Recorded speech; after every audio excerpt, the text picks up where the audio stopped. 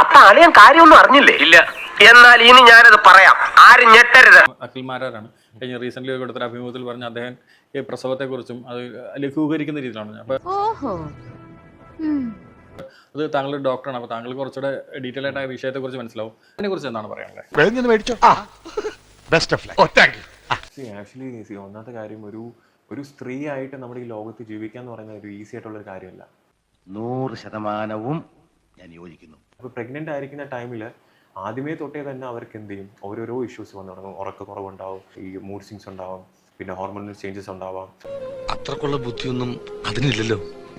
പ്രഗ്നൻസിയുടെ ടൈമിൽ ഡോക്ടറാണ് തീരുമാനിക്കുന്നത് അത് ഏത് രീതിയിലാണ് പ്രഗ്നൻസി വേണം, നോർമൽ വേണോ, സി സെക്ഷൻ വേണോ എന്നുള്ളത് ഡോക്ടറാണ് തീരുമാനിക്കുന്നത്. ചേട്ടാ അവമാനിക്കരുത്, ഞാൻ നല്ലൊരു കുടുംബത്തിൽ പറഞ്ഞവനാണ്. നീ നല്ല കുടുംബത്തിൽ പറഞ്ഞു, ഞാൻ പിന്നെ മറ്റേ കുടുംബത്തിൽ പറഞ്ഞാണല്ലോ. നമുക്കറിയാം, നമ്മൾ മനസ്സിലാക്കേണ്ട ഒരു കാര്യം, പ്രഗ്നൻസിയുടെ ടൈമിൽ ഡെലിവറി ചെയ്യുന്ന ടൈമിൽ 20 എല്ല് ഒടിയുന്ന, മനസ്സിലായില്ലോ, 10 തൊട്ട് 20 എല്ല് ഒടിയുന്ന പെയിനാണ് ഒരുമിച്ച് അനുഭവിക്കുന്നത്.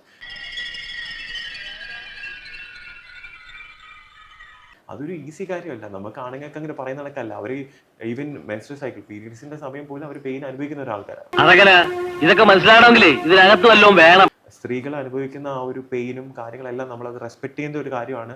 അത് ലൈഫ് ലോങ് നമ്മൾ മറക്കാൻ പാടില്ലാത്തൊരു കാര്യമാണ്. നമ്മൾ ഒരു കയ്യബദ്ധം നാറ്റുകരുത്. ഇനി തോന്നിയാസം പറഞ്ഞു നടന്നാലുണ്ടല്ലോ നാട്ടിലടിച്ചാൻ സൂപ്പാക്കും. പുള്ളിക്കാരൻ എന്തുകൊണ്ട് അത് പറഞ്ഞു എന്നുള്ളത് പുള്ളിക്കാരൻ്റെതായിട്ടുള്ള അഭിപ്രായമാണ്. അത് ഓരോരുത്തർക്കും ഓരോ അഭിപ്രായ സ്വാതന്ത്ര്യം ഉണ്ടാവും. പക്ഷെ കേൾക്കുന്നവർ കൂടി ദഹിക്കണം. എനിക്ക് വായി തോന്നുക ഞാൻ പറയും. എടാ നാക്കിന് നരമ്പില്ലെന്ന് വെച്ച് വായിത്തൊന്ന് പറഞ്ഞ് തല്ലുകൊണ്ട് ഞാൻ കണ്ട. ഇപ്പൊ എൻ്റെ ഒരു കാഴ്ചപ്പാട് ഇതാണ്. കാരണം ഈസി അല്ല ഒരു സ്ത്രീയായിട്ട് ജീവിക്കാനും പ്രസവിക്കാനൊക്കെ. സത്യമാണെങ്കിലും എനിക്ക് അംഗീകരിച്ചു കൊടുക്കാൻ പറ്റുമോ? കുറേ എഫേർട്ട് എടുക്കും, കുറേ പെയിൻ സഫർ ചെയ്യേണ്ടി വരും. ഒരുപാട് രീതിയിലുള്ള മെന്റൽ ആൻഡ് ഫിസിക്കൽ പ്രഷർ എല്ലാം അനുഭവിച്ചിട്ട് തന്നെയാണ് ഒരു കുട്ടീന് ജന്മം കൊടുക്കുന്നത്. രാഘവൻ പറഞ്ഞത് വാസ്തവം. രാഘവൻ പറഞ്ഞത് വാസ്തവം. ഞാൻ പോകുന്നു. Bye bye.